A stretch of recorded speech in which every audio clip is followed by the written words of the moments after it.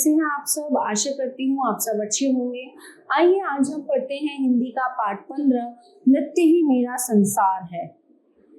सोनल मानसिंह, ये उनका खुद का परिचय है। ठीक है, सोनल मानसिंह का नाम शास्त्रीय नृत्य में सर्वोच्च है, यानी कि सबसे ऊंचा है। नृत्य उनके जीवन ही नहीं, उनके रोम रोम में बसा है।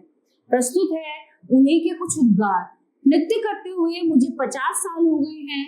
एक लंबी यात्रा के बाद अब यहाँ आकर एक पड़ाव की तरह लगता है। नृत्य में वातावरण का अपना महत्व होता है। कलकल करती गंगा की लहरों के साथ नृत्य हो या फिर नीरव रात में उजड़े ताज के सामने नृत्य की अपनी खास दशा बनती है।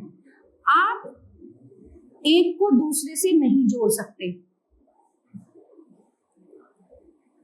उसके अनुरूप नृत्य गति, लय, भाव, भंगिमा पाता है।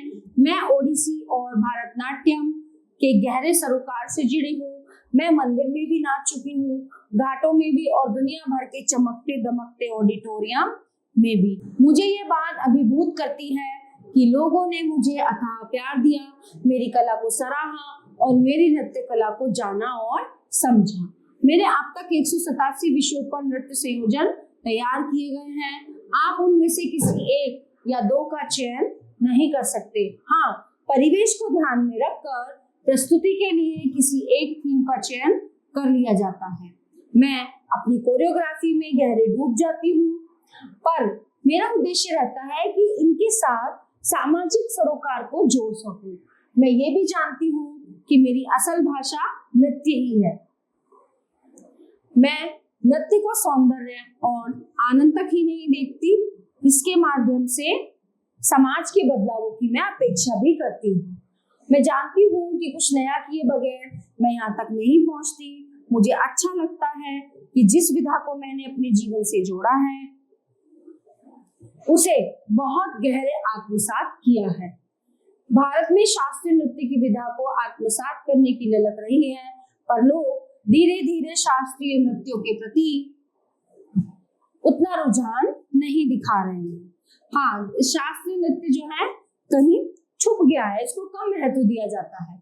कला के संरक्षण के लिए कोई ठोस प्रयास होता हुआ नहीं दिखता। आप देखिए, शास्त्रीय नृत्य के आयोजन में कितने लोग आ पाते हैं। अगर सालसा या जय जैसे विदेशी नृत्य हो तो लोग ये जाने बिना कि कौन कलाकार परफॉर्म कर रहा है वहां उमड़ पड़ते हैं। कुछ दोष आयोजकों और स्वयं हम कलाकारों का भी है। संवादहीनता बनी हुई है। एक तो ग्लैमर ने जो है सब चौपट कर दिया है। अब हर चीज में ग्लैमर चाहिए, फिर धैर्य की भी कमी है। शास्त्रीय को आत्मसात करने के लिए और फिर उसका असीम सुख प्राप्त करने के लिए थोड़ा धैर्य चाहिए, जो हमें धीरे धीरे समझ आता है। आज भी कुछ नृत्यांगनाएं हैं जो पूरी लगन के साथ हैं, लेकिन कुछ भटकाव उनमें दिखता है। आज की नृत्यांगनाएं सफलता थोड़ा जल्दी पाना चाहती हैं, इसके लिए उन स्थितियों को भी जिम्मेदार माना जा सकता है जो अपने कार्यक्रमों को चमकाने के लिए 4-5 हफ्तों में ही किसी को स्टार बना देते हैं। मैंने इस बात को कभी ज्यादा अहमियत नहीं दी कि मेरा नृत्य देखने कितने लोग आए हैं। ये सच है कि दर्शकों की अच्छी उपस्थिति मन को खुश करती है, लेकिन एक बार नृत्य शुरू होने के बाद ये नहीं सोचा जाता कि हम कितने लोगों के सामने नृत्य कर रहे हैं। अगर कहीं एक दर्शक भी हो तो मैं नाचना चाहूंगी। मुझसे आकर पूछा जाता है कि मेरा सबसे बड़ा दर्शक कौन होता है, तो मैं यही कहती हूँ कि मेरा सबसे बड़ा दर्शक तो मेरे अंदर है। फिल्मों की अपनी सीमाएं हैं, पर उनमें अच्छे नृत्य भी मिलते हैं। फिल्मों से कुछ अच्छे नृत्यों का संयोजन करके मैंने कोरियोग्राफी भी तैयार की है, पर फिल्म के पर्दे पर आप शास्त्रीय नृत्य की केवल कुछ झलक देख सकते हैं। शास्त्रीयता को पूरे वैभव में तो मंचों पर ही देखा जा सकता है।